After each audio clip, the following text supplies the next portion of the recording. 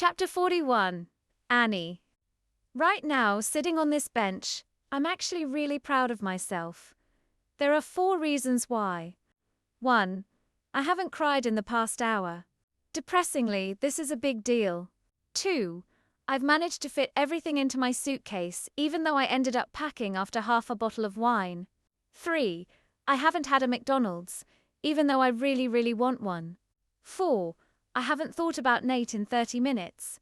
Well, apart from now, bollocks. I stare longingly at the McDonald's, sitting squarely opposite me. The golden arches are luring me in, the queue of people who are nicer to themselves than I am snaking around the corner of the station. The next time I'll see Tanya and Penny will be moving day, which I'm trying not to think about too much. We'll still speak and see each other all the time, and lots of friends don't live together and are still as close as ever. It will all be fine. Better than fine, everything will be great. I take a deep breath as the tears threaten again. I've been trying really hard not to think about Nate. I've tried every tactic that's worked in the past. I've tried hating him, making up reasons that he's somehow a huge asshole and that I'm better off without him. I've tried convincing myself that he's actually really ugly, and I've never fancied him in the first place. I've tried telling myself that it's a good thing, and I'm much better single anyway. I've even tried gaslighting myself into thinking that it wasn't as good as I think it was, and I imagined the whole thing is the problem. Every time I force myself to think these thoughts, it's like something in my body is screaming at me that it's fake. The same part that glowed the first time that we kissed, just behind my chest.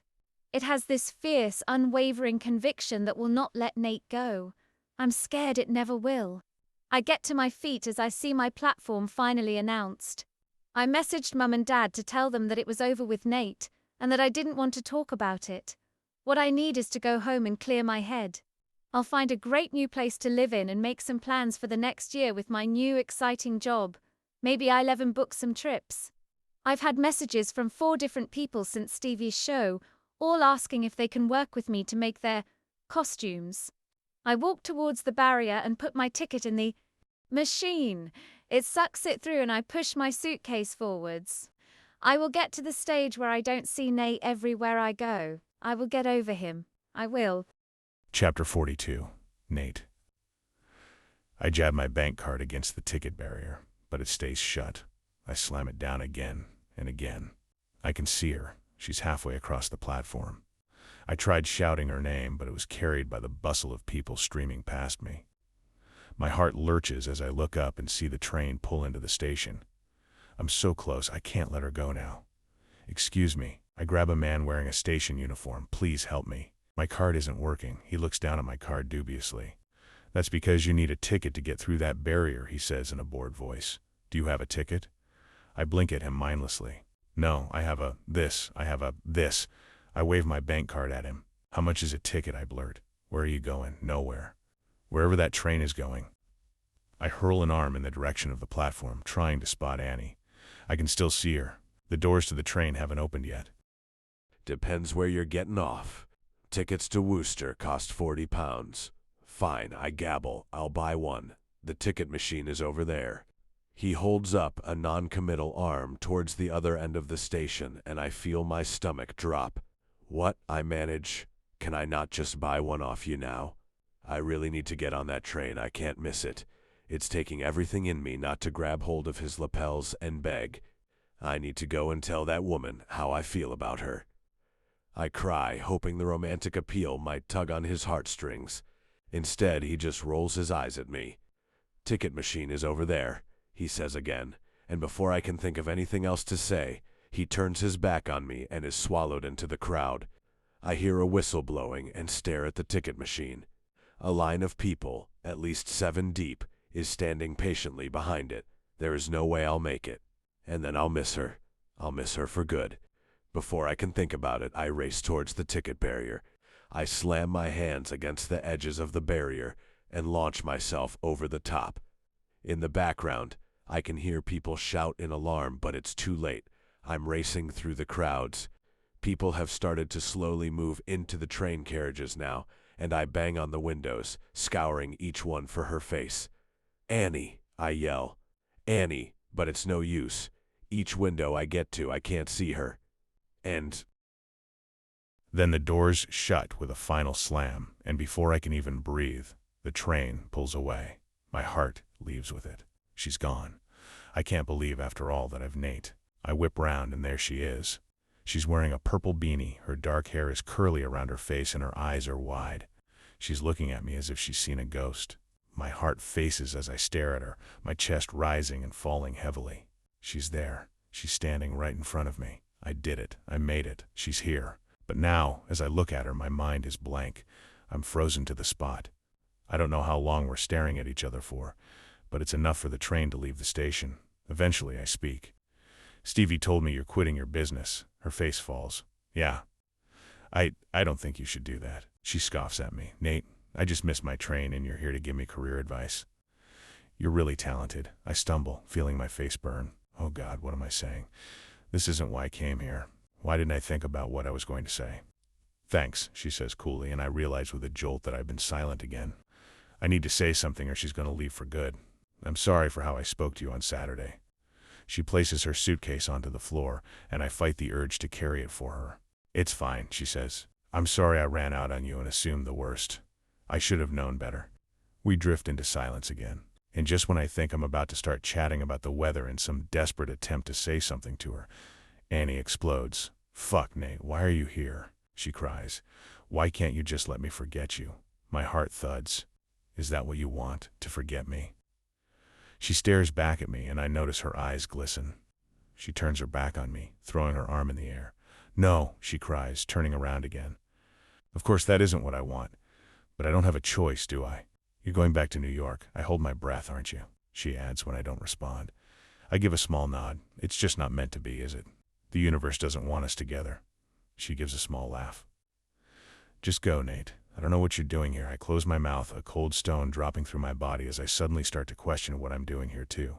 Sure, I say eventually. I just don't think you should quit your business. You're the most talented person I've ever met. Really, you're great. I turn on the spot and begin to walk away when her voice calls after me. I really was falling for you, you know? Her voice is scratchy and desperate, like it's forced itself out of her mouth of its own accord. What? I look back to face her. Exasperation is spreading across her face.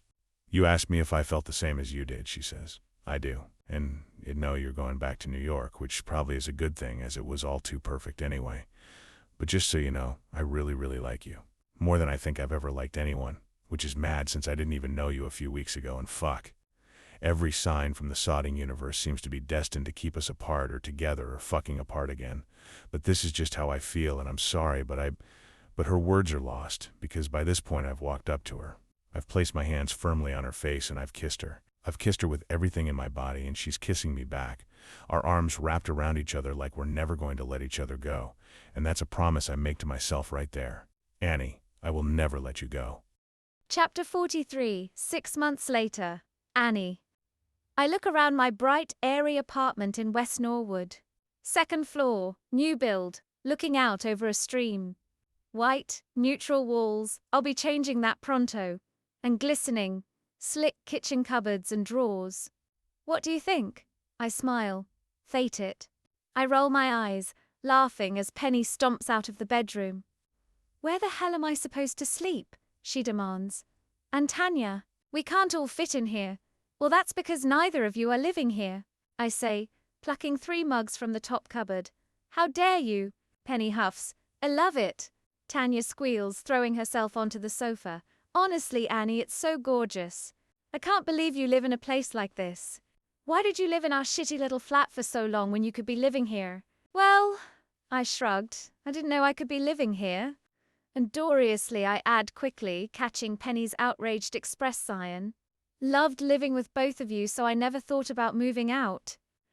Penny peers at me for a moment before nodding in acceptance and pulling the milk out of the fridge.